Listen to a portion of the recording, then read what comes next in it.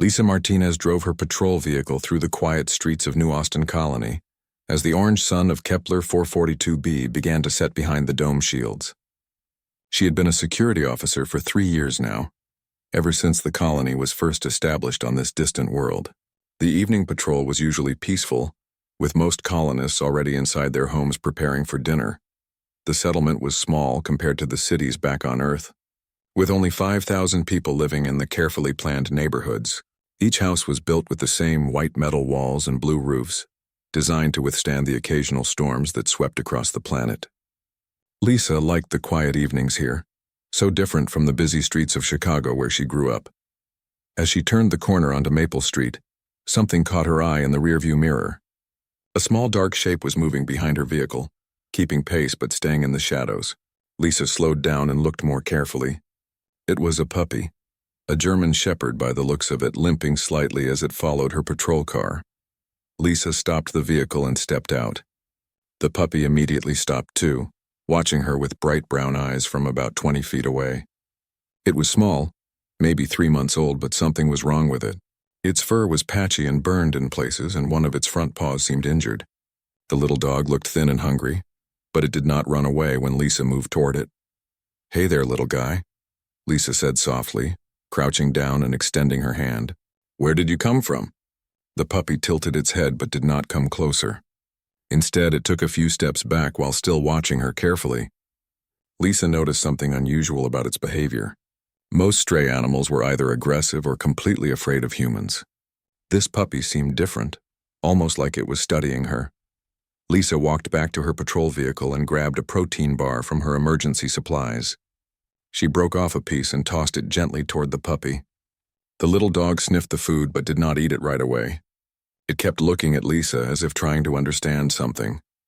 "You must be hungry," Lisa said, tossing another piece closer to the puppy. This time it picked up the food and ate it quickly, but its eyes never left Lisa's face. Lisa activated her comm device and called her partner, Jake Williams. "Jake, I need you to check something for me. Are there any German Shepherds registered in the colony database?" Jake's voice crackled through the speaker.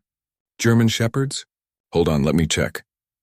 There was a pause as he searched through the records. "Negative, Lisa. No German Shepherds registered anywhere in the colony. We have some cats, a few rabbits, and 2 golden retrievers, but no German Shepherds. Why?" "I found a puppy following my patrol route. It looks like a German Shepherd, and it seems injured." Lisa watched as the puppy finished eating the protein bar pieces. "Something feels off about this, Jake. Earth animals are supposed to be tracked and registered. How did a German Shepherd puppy get here without being in the system? Maybe someone brought it illegally? You know how strict the import laws are. Could be someone trying to hide an unregistered pet." Lisa considered this, but something did not feel right. The colony was small enough that everyone knew everyone else's business. A German Shepherd would not go unnoticed, especially a puppy. "I'm going to try to get closer to it. Maybe there's an ID chip or collar." She ended the call and slowly approached the puppy again. This time she sat down on the ground to make herself less threatening. The puppy watched her for a long moment, then took a cautious step forward. "That's it," Lisa said quietly. "I'm not going to hurt you." The puppy came closer, close enough for Lisa to see that its injuries were more serious than she first thought. The burns on its fur looked like they came from some kind of energy weapon, not from a normal fire. There were also small cuts on its paws, as if it had been walking through broken glass or sharp rocks. As the puppy got within arm's reach, Lisa noticed something glinting around its neck. Hidden beneath the matted fur was a small metal collar, unlike any pet collar she had ever seen. It was made of a strange silver material that seemed to shimmer in the fading light. Lisa reached out slowly and gently lifted the puppy's fur to get a better look at the collar. The puppy let her touch it, which surprised her. Most injured animals would bite or run away, but this one seemed to trust her. The collar had numbers carved into it, but they were not like any ID number Lisa had seen before. They looked like coordinates: 7G4428839291. Lisa memorized the numbers and carefully released the puppy's fur. "Where did you come from, little one?" she whispered. The puppy looked directly into her eyes, and for a moment Lisa felt something strange. It was like the puppy was trying to tell her something, trying to communicate in a way that went beyond normal animal behavior. The feeling lasted only a few seconds. but it left Lisa with a sense that this puppy was much more important than it appeared. Lisa stood up slowly and walked back to her patrol vehicle. The puppy followed her, maintaining the same distance as before. She grabbed a bottle of water and poured some into her cupped hand, offering it to the puppy. The little dog drank gratefully, its pink tongue lapping up the water. As Lisa finished her patrol route, the puppy continued to follow her vehicle. It stayed exactly 20 feet behind, never getting closer or farther away. When Lisa stopped at other houses to check security systems, the puppy stopped too. When she drove, it followed at a steady pace despite its injured paw. By the time Lisa returned to the security station, the puppy was still following her. She parked the vehicle and got out, expecting the puppy to run away now that there were more people and lights around. Instead, it sat down in the shadows at the edge of the parking area and continued to watch her.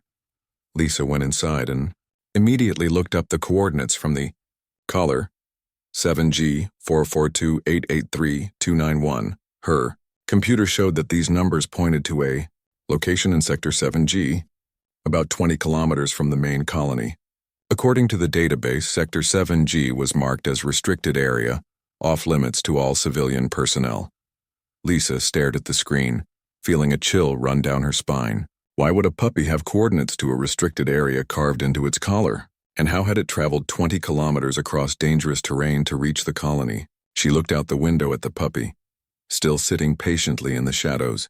Whatever was happening here, Lisa knew she had stumbled onto something much bigger than a simple stray animal case. The next morning, Lisa arrived at the security station early with a bag of dog food she had bought from the colony supply store.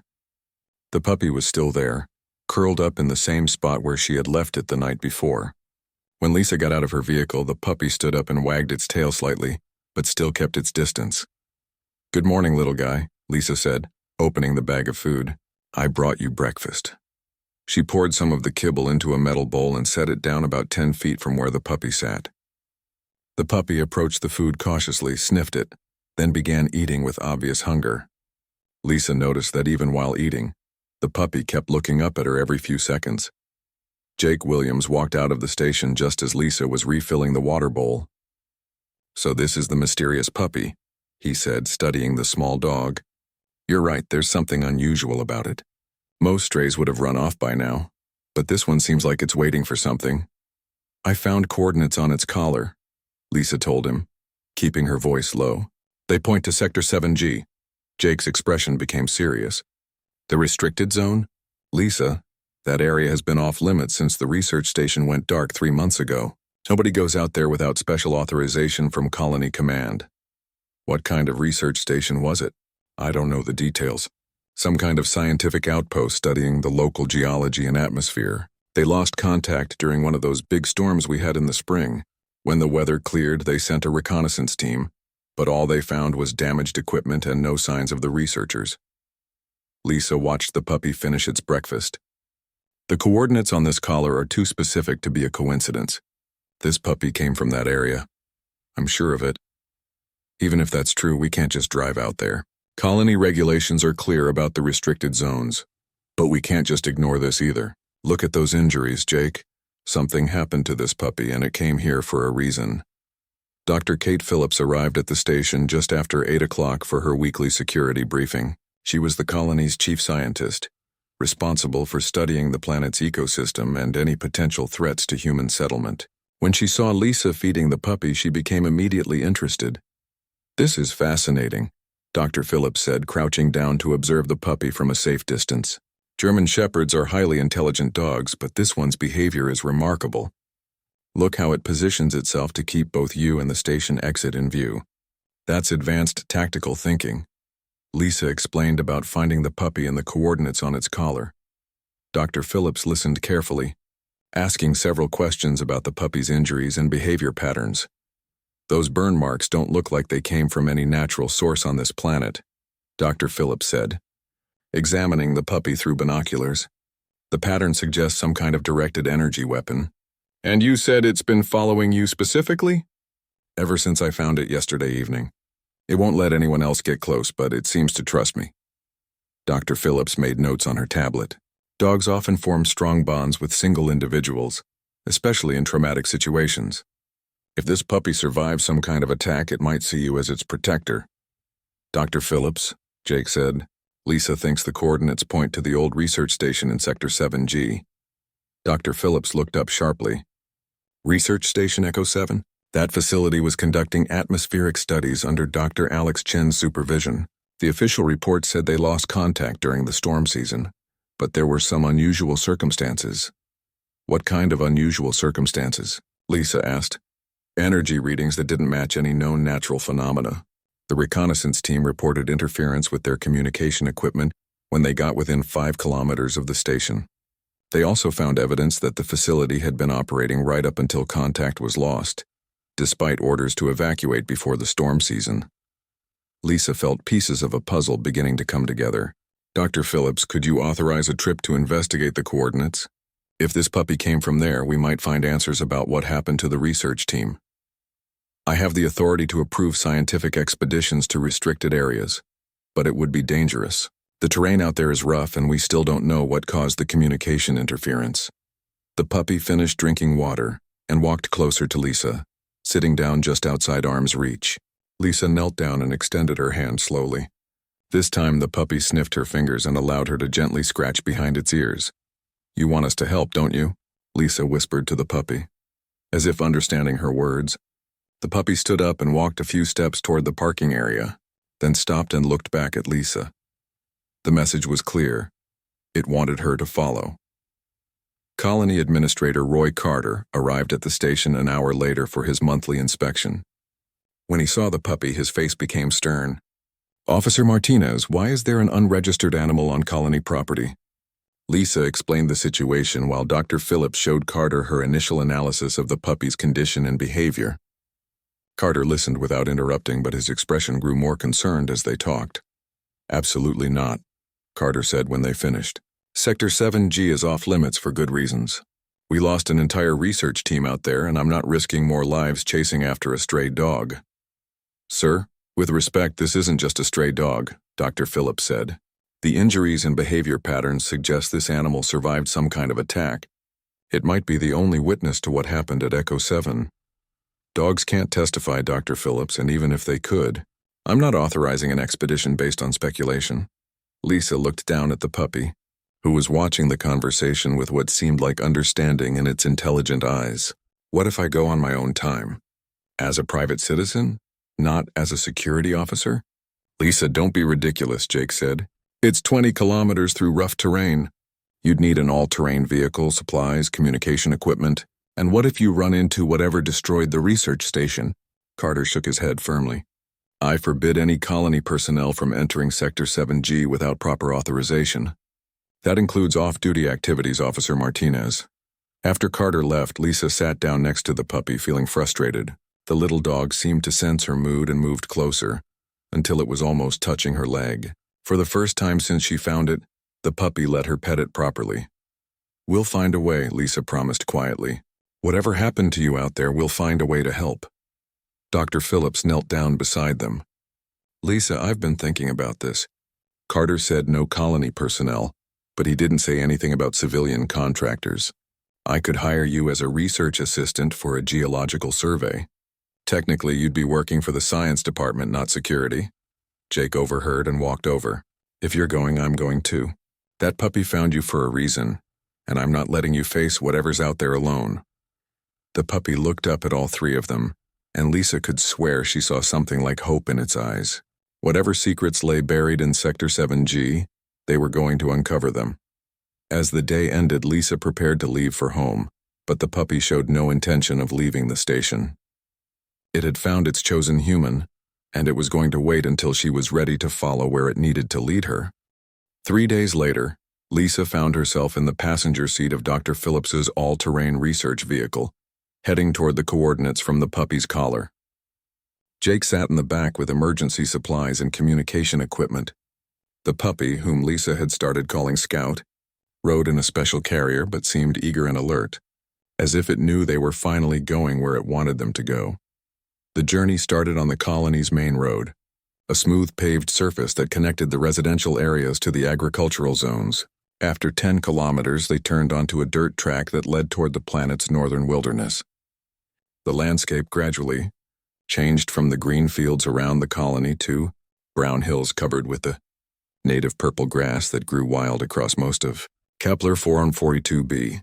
The research station should be about 15 kilometers ahead, Dr. Phillips said, checking her navigation system. According to the records, Dr. Chen's team was studying mineral deposits and atmospheric conditions in this region. Lisa watched the scenery roll by through the vehicle's reinforced windows. The purple grass swayed in the alien breeze and strange blue flowers dotted the hillsides. Kepler 442b was beautiful in its own way, but it still felt foreign even after 3 years of living here. Scout whined softly from his carrier, and Lisa turned to check on him. The puppy was standing up, looking out the small window with intense focus. His ears were perked up and his tail was wagging slightly. He recognizes this area, Lisa said. Look how alert he is. Jake leaned forward from the back seat. The communication interference is starting. My radio is picking up static. Dr. Phillips checked her instruments. Same here. We're still 5 kilometers from the coordinates, but something is definitely affecting our equipment. As they drove deeper into the wilderness, the terrain became more rugged. The dirt track disappeared completely, forcing Dr. Phillips to navigate around large rocks and steep hills. The vehicle's suspension worked hard to keep them comfortable, but the ride was still bumpy. After another hour of driving, they crested a hill and saw their destination spread out in the valley below. What had once been Research Station Echo 7 was now a collection of twisted metal and broken concrete. The main building had collapsed and several smaller structures were reduced to rubble. Scorch marks covered the ground in a circular pattern around the ruins. My God, Dr. Phillips whispered, stopping the vehicle. What could have done this? Lisa studied the destruction through binoculars. Those scorch marks don't look like storm damage. They're too organized, too deliberate. Scout began barking and scratching at his carrier. Lisa opened it and the puppy jumped out, immediately running toward the ruins. He stopped about 50 meters from the vehicle and looked back, clearly wanting them to follow. He knows this place, Jake said, grabbing his equipment pack.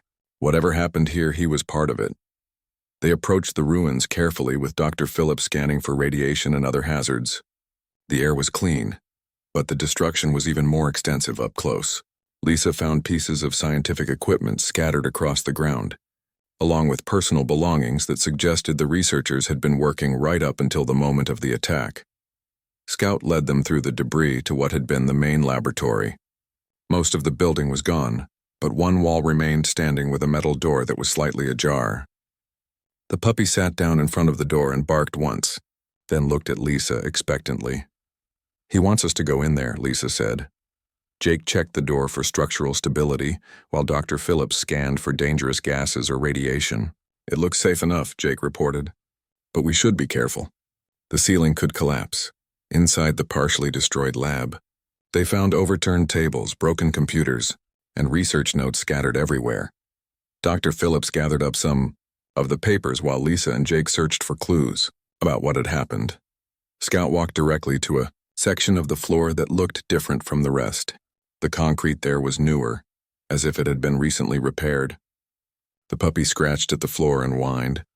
There's something under here, Lisa said, kneeling down to examine the concrete more closely. Jake, do you have any tools that could break through this? Jake pulled out a small laser cutter from his equipment pack. This should work, but it'll take some time.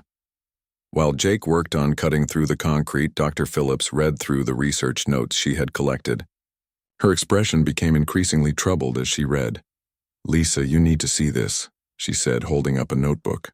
These aren't geological studies. Dr. Chen was working with some kind of alien technology.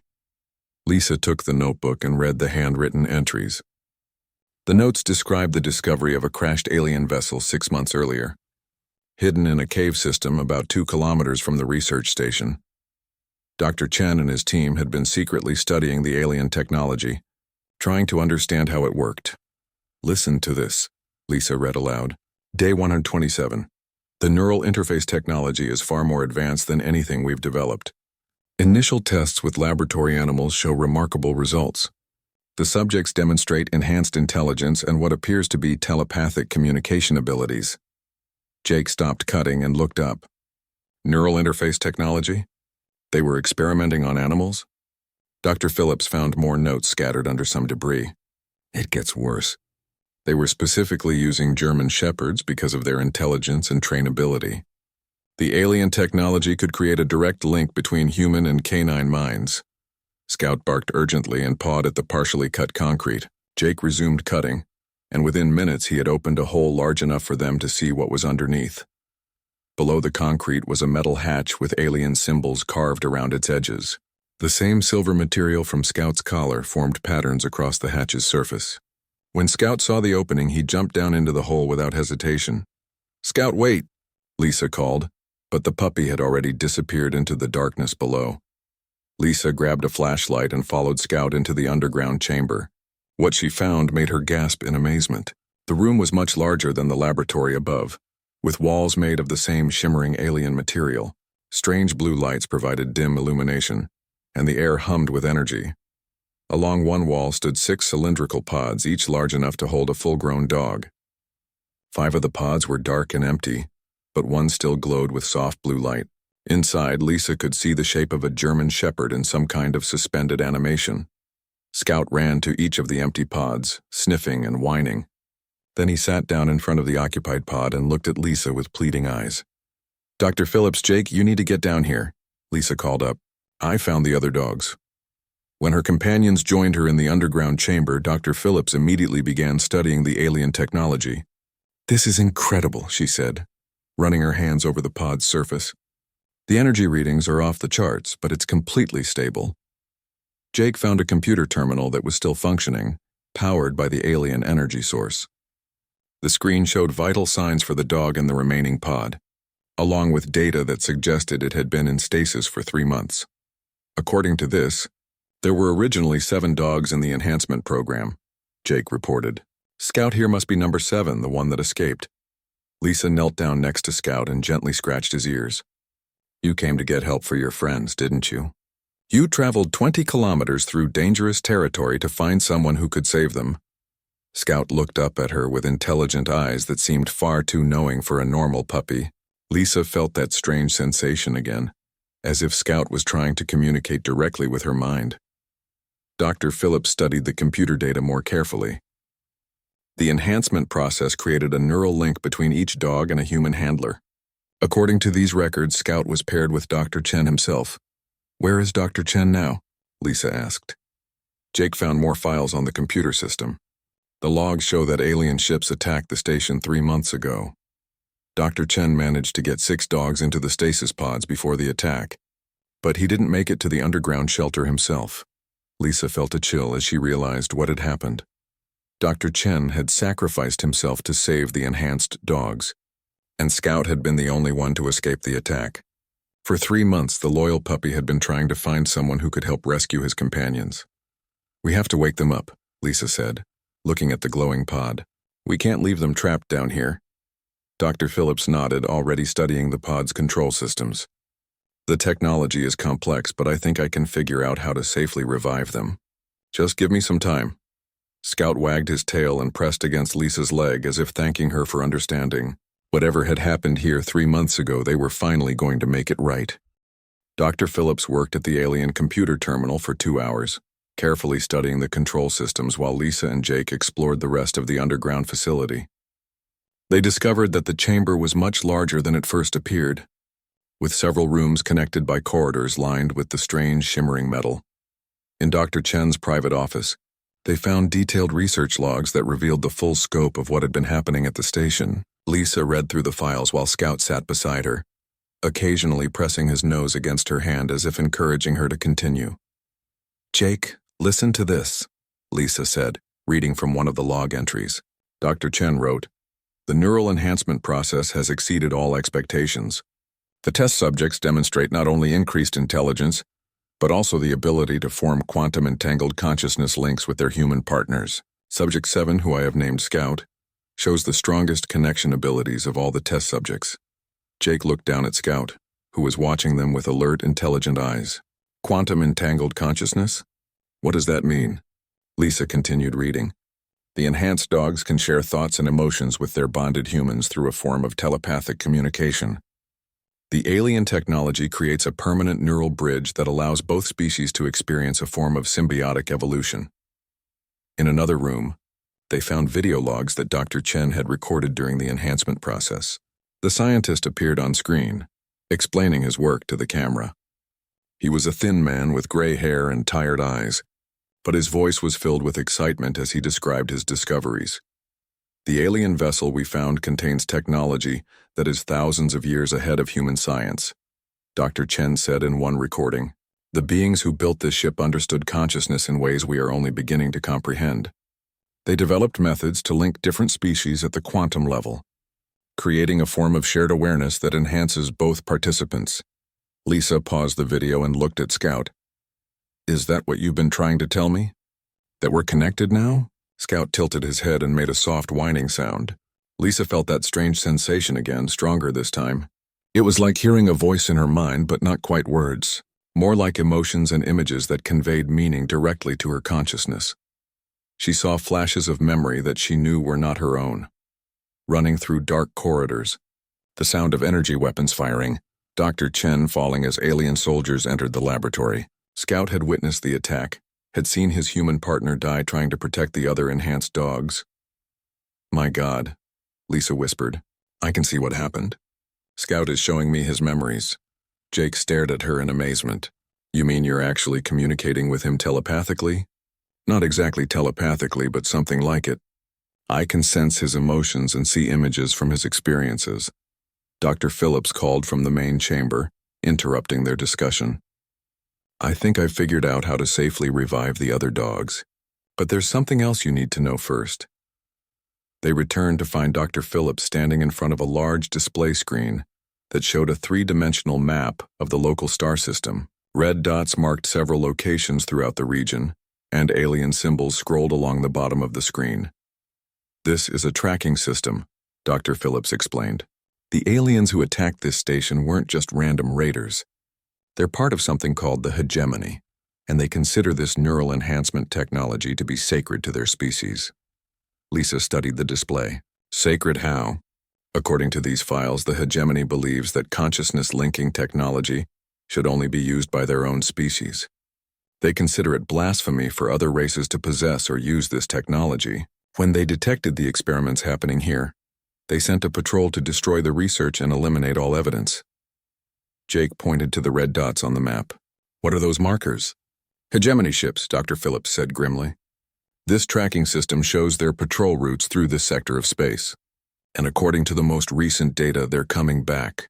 Scout began barking urgently, running back and forth between Lisa and the stasis pod that still contained one of his companions. Lisa felt waves of anxiety and urgency coming from the puppy's enhanced consciousness. He knows they're coming, Lisa said.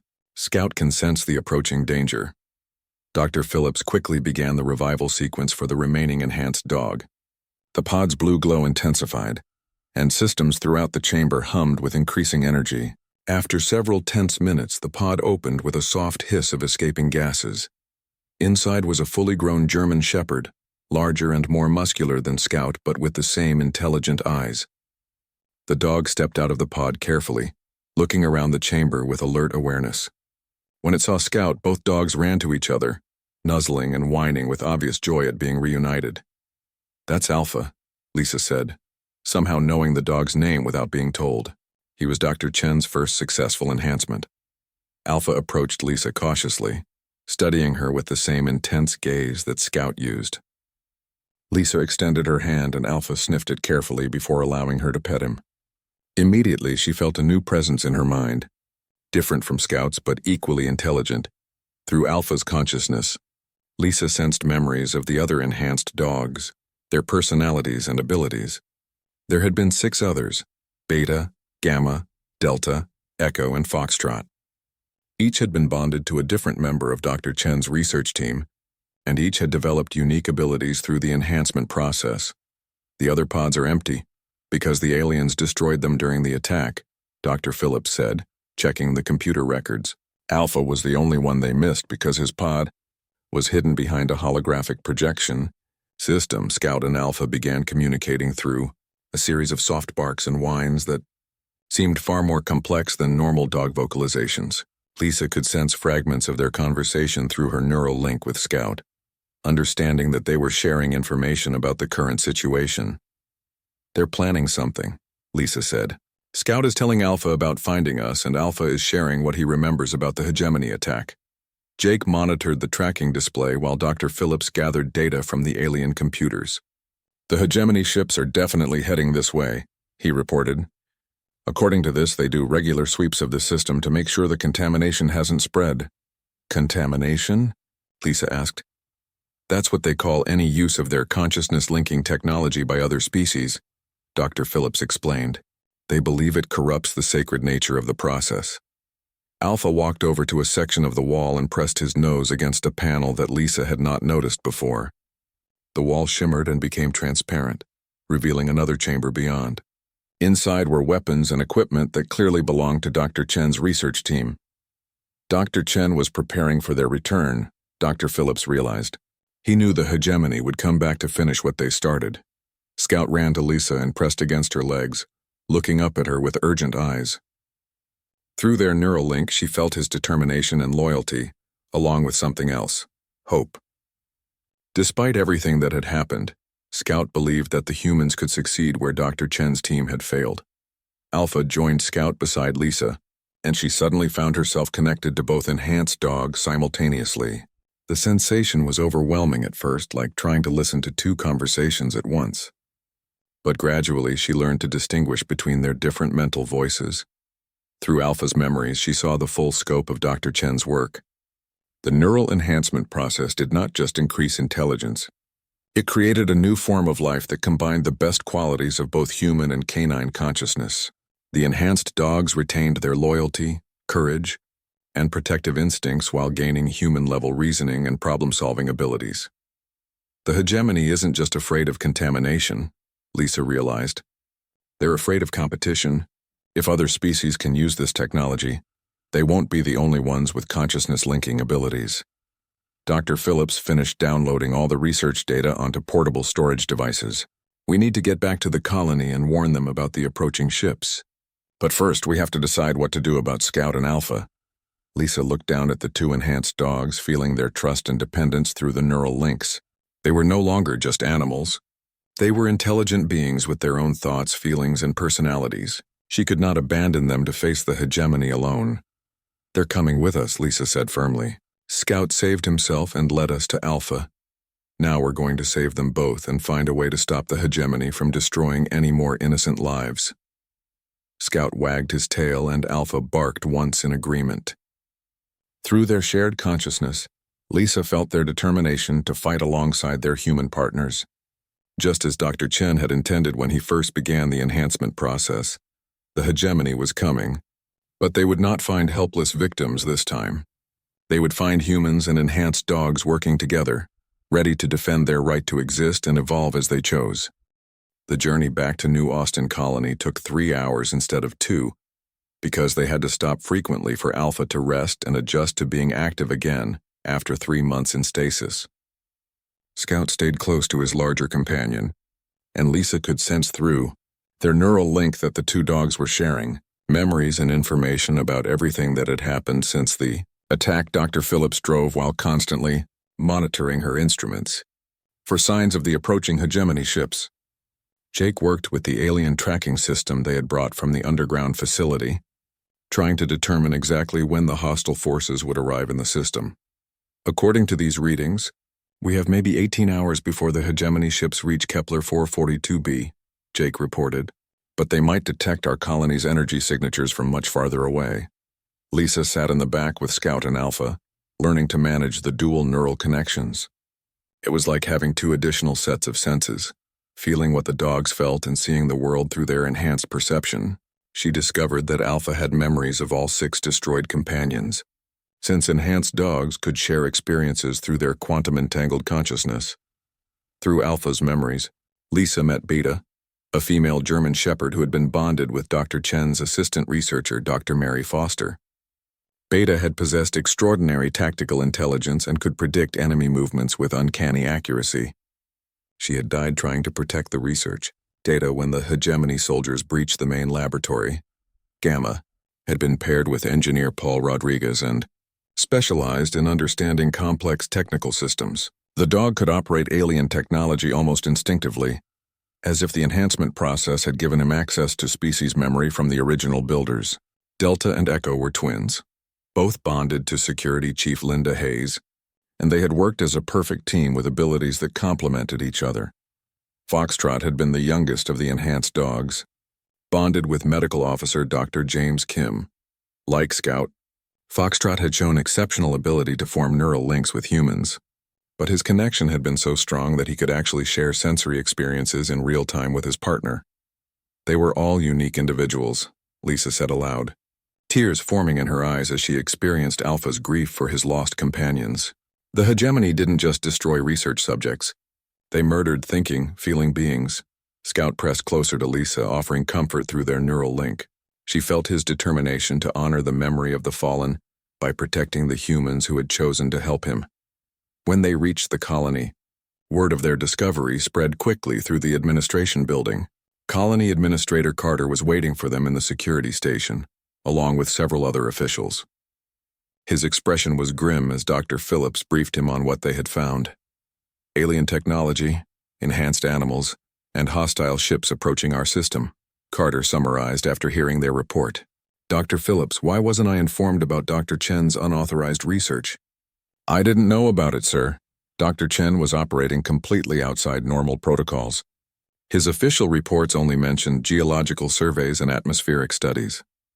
Carter studied the data they had brought back, paying particular attention to the tracking information about hegemony ship movements.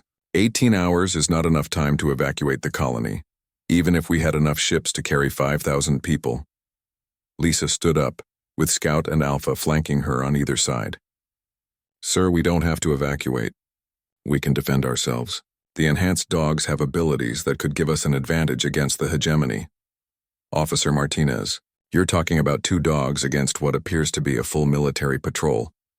Not just 2 dogs. Sir, Dr. Chen's research showed that the neural enhancement process can work with any compatible human. Scout and Alpha could help train other people to form neural links with regular dogs from the colony. Dr. Phillips looked up from her analysis of the alien technology. Lisa might be right. The enhancement process creates a quantum field that can extend to nearby animals if they have the right genetic markers. We have dozens of dogs in the colony that might be compatible. Jake had been monitoring colony communications and walked over with a concerned expression. We have another problem. Long-range sensors just detected energy signatures at the edge of the system. The hegemony ships are 12 hours ahead of schedule. Carter immediately activated the colony's emergency protocols, sending alerts to all residents to remain in their homes while security teams prepared defensive positions. Lisa felt Scout and Alpha become more alert as the stress levels in the room increased. Scout is picking up something, Lisa said, placing her hand on the puppy's head. Through their neural link, she sensed Scout detecting subtle vibrations through the ground, far too faint for human senses to notice. There are ships landing somewhere nearby. Alpha barked once and ran to the window looking out toward the northern hills. Through his enhanced senses, Lisa could see heat signatures moving across the landscape about 5 kilometers from the colony. Advanced scouts, Dr. Phillips said, checking her instruments. Small landing craft, probably gathering intelligence before the main assault. Lisa made a decision that surprised everyone, including herself. I'm going out there with Scout and Alpha. If we can capture one of their scouts, we might learn about their attack plans. Absolutely not, Carter said firmly. I'm not sending a security officer and 2 dogs against alien soldiers. Sir, with respect, Scout and Alpha aren't just dogs anymore. They have human-level intelligence and enhanced physical abilities. Through our neural link, we can coordinate better than any normal team. Jake stepped forward. If Lisa goes, I go too. We've worked together for 3 years, and now we have force multipliers. Dr. Phillips was already studying the genetic profiles of every dog registered in the colony. While you're dealing with the scouts, I can start the enhancement process with other compatible animals. If Lisa is right about the quantum field effect, we might be able to create an entire pack of enhanced dogs before the main attack begins. Carter looked around the room at the determined faces staring back at him. Through the window, they could see colonists preparing barricades and defensive positions throughout the settlement. Everyone knew that running was not an option. How long would the enhancement process take? Carter asked Dr. Phillips. According to Dr. Chen's notes, the basic neural bridging can be established in about 6 hours if we use the alien technology we brought back. Full enhancement takes longer, but even partial enhancement would give us significant advantages. Lisa felt Scout's eagerness to begin the mission, along with Alpha's confidence in their abilities. The two dogs had already begun working out tactical plans through their shared consciousness, and they were sharing those plans with Lisa through her neural connections. The Scouts are using personal cloaking devices, but Scout can track them by scent and ground vibrations, Lisa reported. Alpha has memories of hegemony combat tactics from the attack on the research station. Together we can anticipate their movements and set up ambushes. Carter made his decision. Very well, but you take a full security team with you. And Dr. Phillips, start the enhancement process immediately with every compatible animal we have. If we're going to fight, we might as well fight with every advantage we can get. Lisa gathered her equipment while Scout and Alpha waited patiently by the door. Through their neural links, she could feel their excitement and determination. They were no longer just rescued animals. They were partners in a fight for survival. As she prepared to leave, Lisa realized that the neural enhancement had changed her as much as it had changed the dogs. She could think faster, process multiple streams of information simultaneously, and coordinate complex actions through shared consciousness. The quantum entanglement worked both ways, making her more than she had been before. Dr. Phillips pulled her aside before she left. Lisa, be careful out there. The neural links are still new, and we don't fully understand all the effects. If something happens to Scout or Alpha, the feedback through your consciousness could be dangerous. Lisa nodded, but she knew there was no turning back now. Scout had trusted her enough to lead her to Alpha, and now both dogs were trusting her to help them protect their new human family. She would not let them down. Outside, the alien sun was setting behind the colony's energy shields, casting long shadows across the defensive positions. Somewhere in those shadows, enemy scouts were gathering information for an attack that could destroy everything the colonists had built. But they would not face that attack alone. For the first time in galactic history, humans and enhanced dogs would fight together as true partners, their consciousness linked in a bond that the hegemony could never understand or break. Lisa moved through the purple grass with Scout and Alpha flanking her, while Jake and 2 other security officers followed 20 meters behind. The enhanced dogs moved with perfect silence, their paws finding solid ground automatically while their enhanced senses scanned for any sign of the hegemony scouts. Through her neural link with Scout, Lisa could sense the alien scents that marked where the enemy soldiers had passed. The smell was sharp and metallic like ozone after a lightning strike, mixed with something organic that reminded her of sulfur. Alpha's memories provided context. Hegemony soldiers were reptilian beings who breathed a different atmospheric mixture than humans. Contact, 200 meters northeast, Lisa whispered into her comm device. Through Alpha's enhanced vision, she could see the heat signatures of 3 cloaked figures moving toward the colony's outer perimeter. Jake's voice crackled through her earpiece. We don't see anything on our scanners. Trust me, Lisa replied. Scout and Alpha can detect them through multiple senses that our equipment can't match. The team moved closer to the enemy scouts, using the rolling hills and scattered rocks for cover. Lisa discovered that coordinating with 2 enhanced dogs simultaneously required a different kind of thinking. Instead of giving commands, she shared intentions through the neural links, and Scout and Alpha responded by developing their own tactical plans. Scout circled around to the left while Alpha moved to the right, planning to trap the enemy scouts between them. Lisa felt their excitement and confidence through the quantum entanglement, along with something else: joy. Despite the danger, the dogs were happy to be working with humans again, to have a purpose beyond mere survival. The first hegemony scout became visible when Alpha deliberately stepped on a dry branch, causing the alien soldier to deactivate his cloaking device and turn toward the sound. The being was tall and thin, with gray-green scaled skin and large yellow eyes. It carried an energy weapon that hummed with power. Before the scout could raise its weapon, Scout attacked from behind, leaping onto the alien's back and knocking it to the ground. The neural enhancement had given Scout strength and speed far beyond that of a normal dog, and his bite could crush metal armor. The second scout reacted by firing at Scout, but Alpha was already in motion, tackling the alien from the side. Lisa felt both dogs' adrenaline surge through their shared consciousness, along with their tactical awareness of the third enemy's position. Third target, directly ahead of you, Lisa called to Jake over the comm. It's still cloaked but moving toward your position. Jake fired his stunner in the direction Lisa indicated, and they heard the distinctive sound of an energy shield collapsing. The third hegemony scout materialized, wounded but still dangerous. It raised its weapon toward Lisa, but Scout was already moving, crossing the distance in a blur of speed that seemed impossible for such a small animal. The fight was over in less than 30 seconds. 2 of the scouts were unconscious and the third was wounded but alive. Lisa approached the captured aliens carefully, with Scout and Alpha alert for any signs of deception. These aren't like the soldiers who attacked the research station, Lisa said, studying the prisoners through Alpha's memories. These are younger, less experienced. Through their neural link, Alpha shared his analysis of the enemy equipment and tactics. The scouts were carrying communication devices that could contact the main hegemony fleet, along with scanning equipment designed to map the colony's defenses.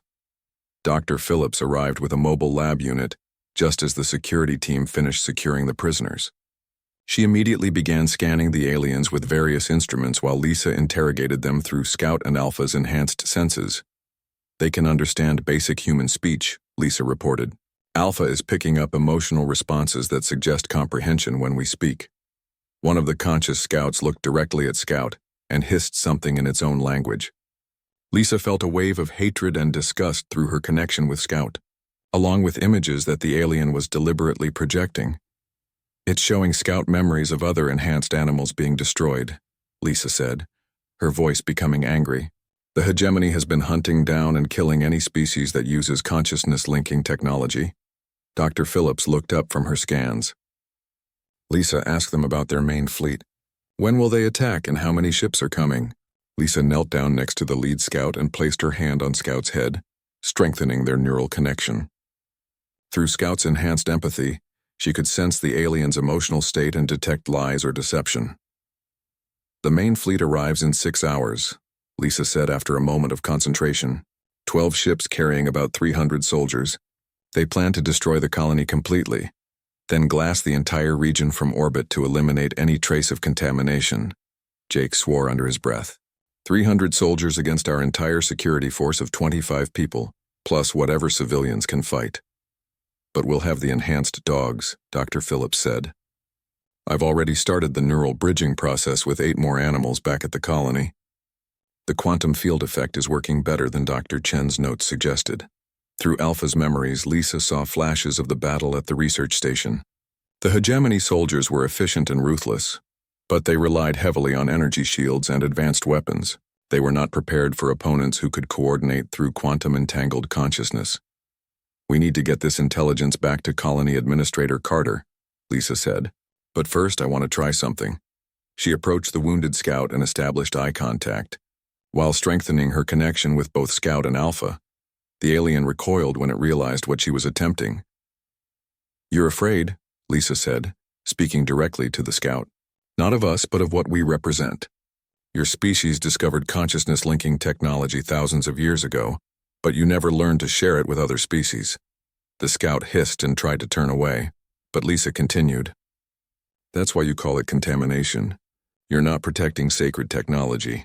You're protecting your monopoly on advanced consciousness. Through Scout's enhanced empathy, Lisa felt the alien's fear and anger, but also something else, curiosity. The scout had never encountered consciousness linking between different species, and despite its training, it was fascinated by what it was witnessing. The enhanced dogs chose to bond with humans, Lisa said. They weren't forced or coerced. They wanted the partnership because it made both species stronger. The scout spoke for the first time, its voice harsh and guttural but understandable. Impossible. Lower species cannot choose. Only the hegemony has the wisdom to use the sacred technology. Scout stepped forward and looked directly into the alien's yellow eyes. Through their neural link, Lisa felt Scout deliberately sharing memories of his bond with Dr. Chen, showing the alien how the partnership had enhanced both human and canine consciousness. The scout jerked back as if struck, clearly shaken by what it had experienced. Blasphemy, it whispered, but its voice lacked conviction. Alpha joined Scout in front of the alien, and both dogs projected their shared memories of working with the research team. They showed how the neural enhancement had made them more than either species could be alone, creating new forms of thought and awareness that neither humans nor dogs could achieve independently. "Your fleet commanders need to see this," Lisa said. "They need to understand that we're not stealing your technology. We're evolving it into something better." The scout looked between Lisa and the two enhanced dogs, its yellow eyes wide with confusion and dawning understanding. For the first time in its life, it was seeing consciousness-linking technology used as it was originally intended, to bring different species together rather than to dominate them. Dr. Phillips finished her scans and began packing up her equipment. "We need to get back. The other enhancement procedures should be complete soon, and we need to coordinate our defenses." As they prepared to leave with their prisoners, Lisa felt a change in Scout's emotional state. The puppy was no longer just determined to protect his human partners. He was excited about the possibility of showing the entire hegemony what true consciousness linking could accomplish. Through their quantum-entangled bond, Scout shared his hope that the coming battle might end not in destruction, but in understanding. For the first time since the attack on the research station, he believed that his fallen companions might not have died in vain. The main hegemony fleet was still hours away, but Lisa knew that when they arrived, they would face something completely unexpected. Humans and enhanced dogs working together as true partners, ready to fight for their right to exist and evolve as they chose. The hegemony fleet arrived at dawn, 12 warships dropping out of hyperspace in perfect formation above Kepler 442b.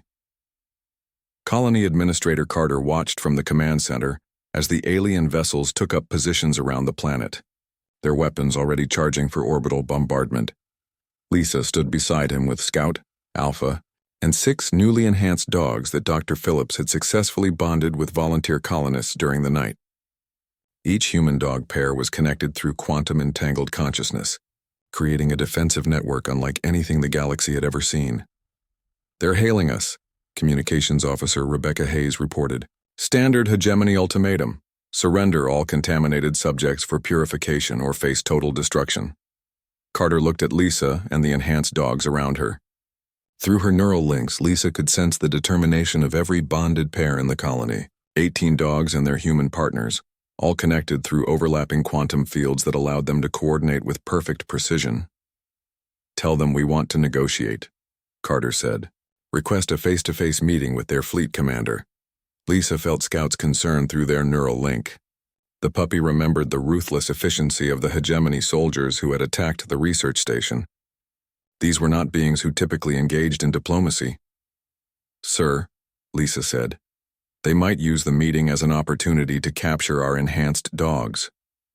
That's a risk we have to take. If we can make them understand what we've accomplished here, maybe we can avoid a war." The hegemony commander agreed to meet at the colony's main landing pad, but only with minimal escort. 2 hours later, a sleek alien shuttle touched down carrying Commander Vexthul and 4 guards. The hegemony leader was larger than the scouts they had captured, with darker scales and more sophisticated armor.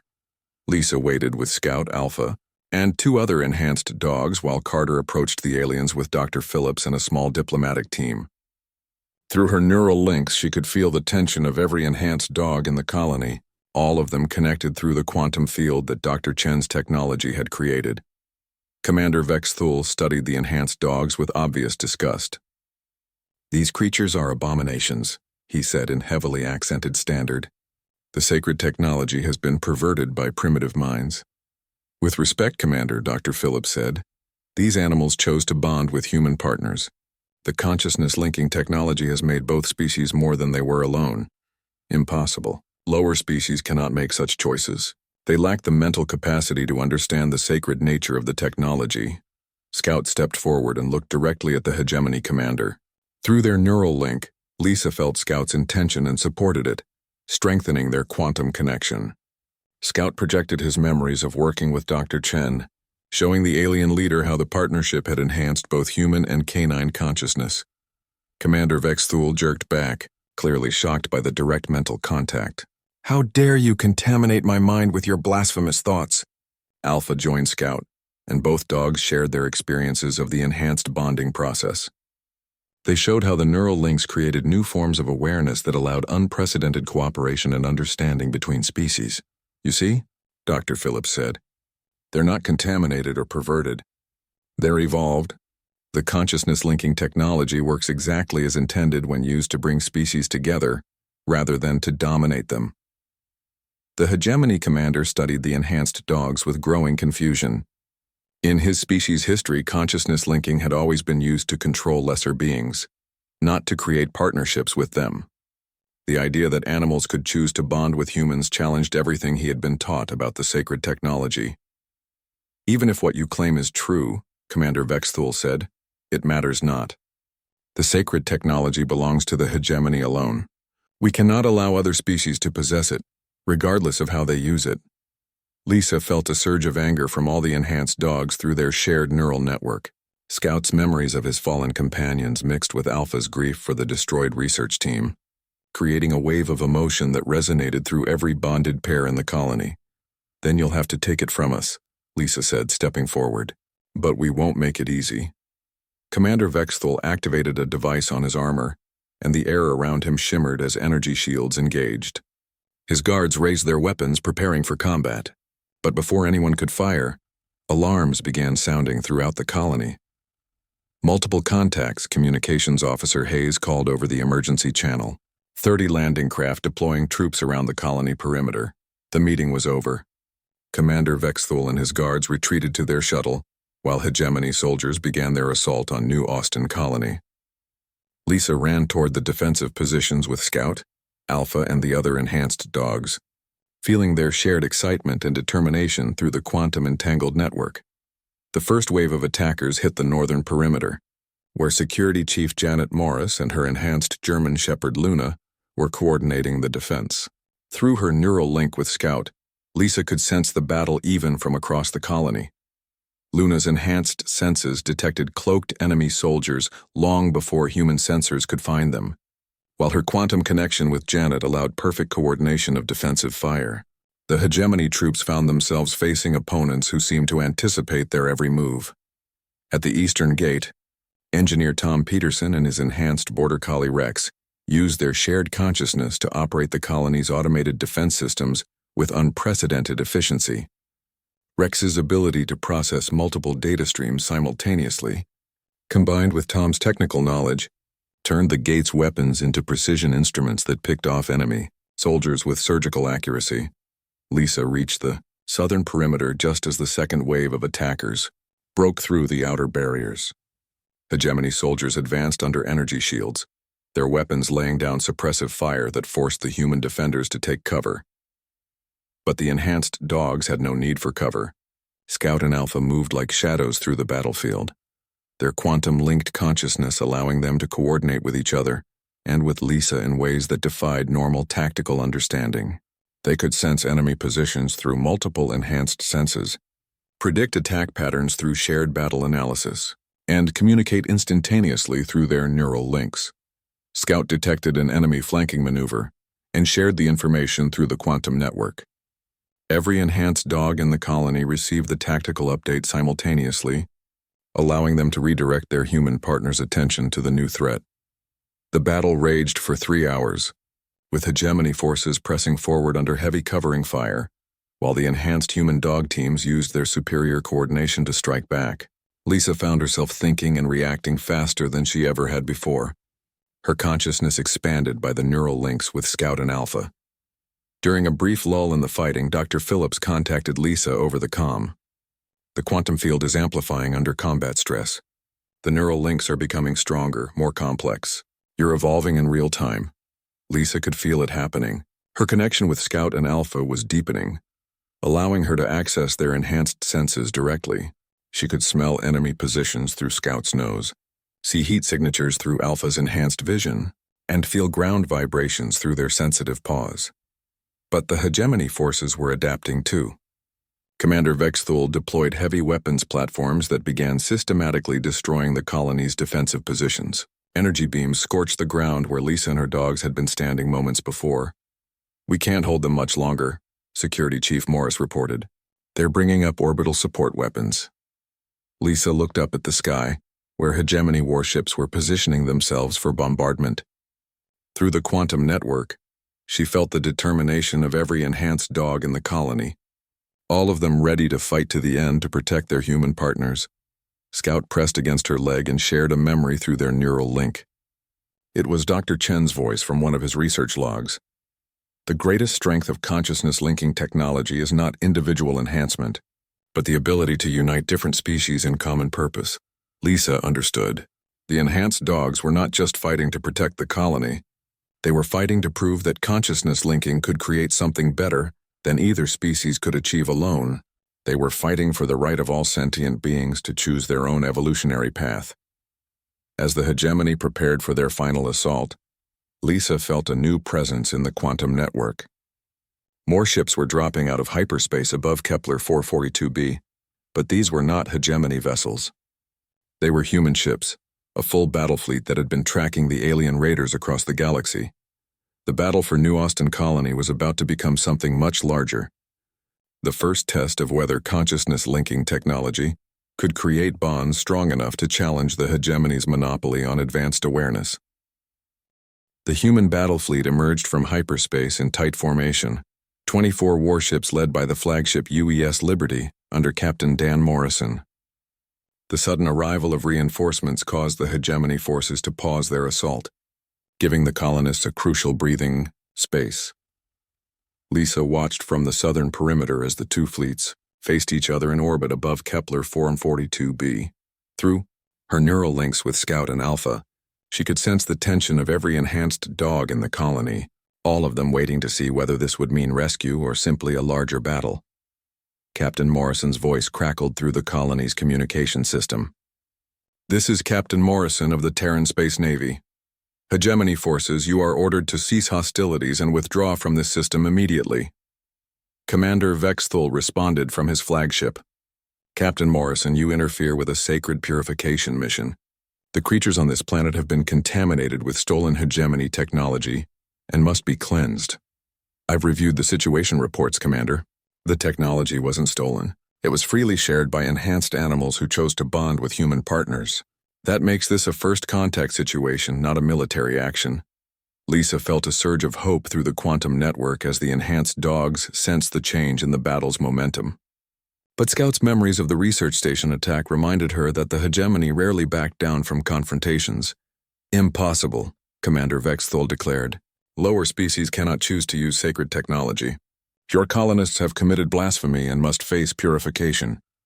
Captain Morrison's reply was firm but diplomatic.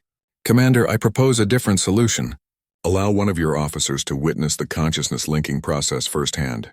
If your people can see that this is true evolution rather than contamination, perhaps we can resolve this peacefully." The communication channels went silent for several minutes while the hegemony commander consulted with his fleet. Lisa used the time to coordinate with the other enhanced teams through their shared quantum network, preparing for whatever decision the aliens might make. Dr. Phillips had been monitoring the conversation from the colony's science center. She contacted Lisa over a secure channel. "The quantum field is reaching critical resonance. All the enhanced pairs are so deeply connected now that they're starting to function as a single distributed consciousness." Lisa could feel it happening. Her individual thoughts were becoming part of a larger awareness that included every enhanced dog and their human partners throughout the colony. She was still herself, but she was also part of something greater, a new form of collective intelligence that maintained individual personalities while sharing knowledge and emotions. Scout and Alpha pressed closer to her, their neural links strengthening the connection.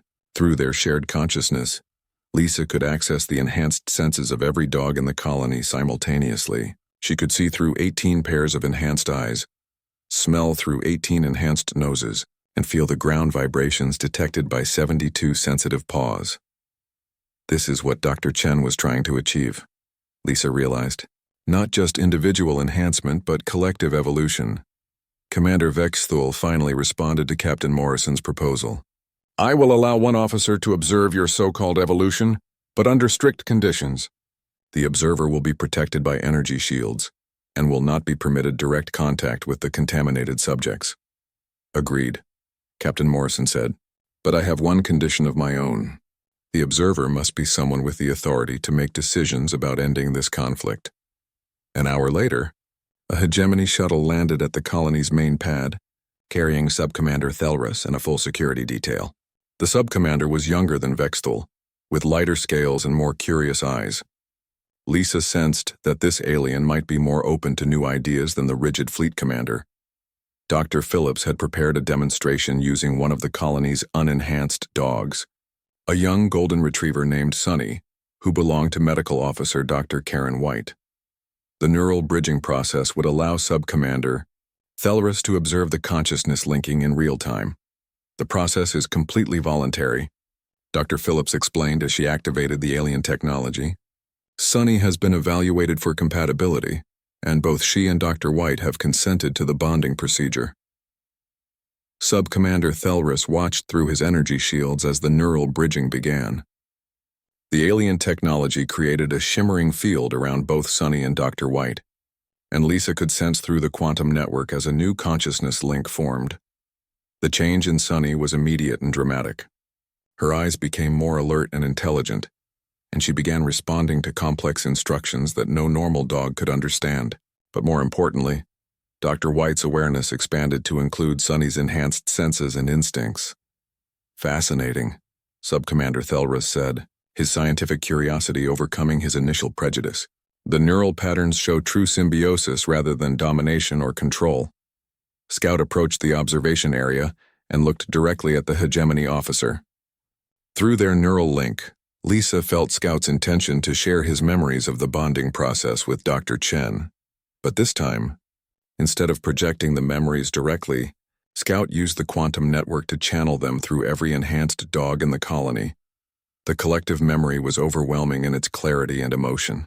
Sub-Commander Thelrus experienced not just Scout's individual memories, but the shared consciousness of all the enhanced dogs and their human partners. He felt their joy in the bonding process, their grief for fallen companions, and their determination to protect their chosen families. The hegemony officer staggered back, his energy shields flickering as the quantum field interfered with his technology. "I have never experienced anything like that," he whispered. The consciousness linking creates a form of awareness that transcends individual limitations. "That's exactly right," Dr. Phillips said. "This isn't contamination or blasphemy. It's evolution in its purest form. Different species choosing to grow together rather than competing for dominance."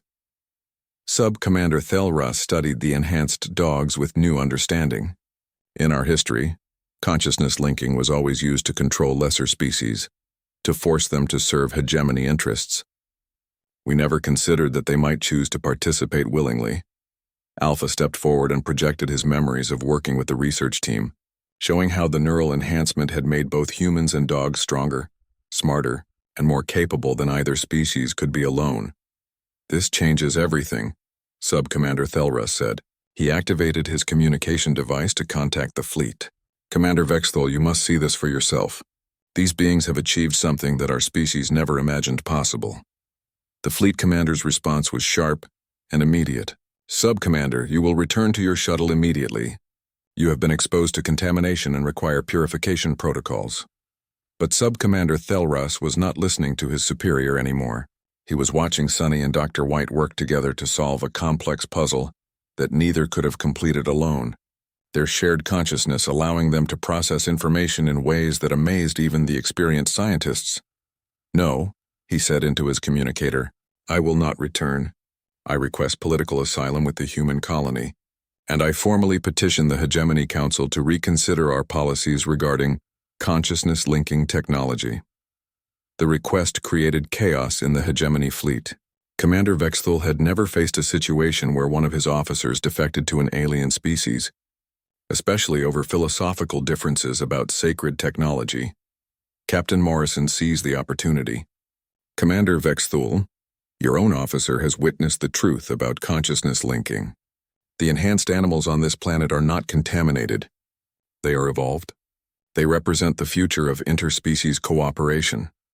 Through the quantum network, Lisa felt a new presence joining their collective consciousness. Sub-Commander Thelrus was somehow compatible with the neural enhancement technology, and his alien perspective was adding new dimensions to their shared awareness. The hegemony has been wrong for thousands of years, Thelras said, his voice filled with wonder as he experienced the quantum-entangled network for the first time. Consciousness linking was never meant to create masters and slaves. It was meant to unite different forms of awareness in pursuit of greater understanding. Scout ran to the hegemony officer and pressed against his legs, offering comfort and support through their new neural connection. Lisa felt Scout's joy at helping another being discover the true potential of consciousness-linking technology. Commander Vexthol made one final attempt to salvage his mission. Sub-Commander Thelras has been mentally compromised by alien influence. I am ordering orbital bombardment to cleanse this contamination before it spreads further. But as the hegemony weapons powered up, something unexpected happened. Other ships in the alien fleet began powering down their weapons instead. The demonstration had been broadcast to the entire hegemony fleet, and many of the alien officers were beginning to question their orders. Captain Morrison opened a channel to all ships in the system. To any hegemony personnel who wish to learn more about true consciousness linking, you are welcome to send observers to the colony.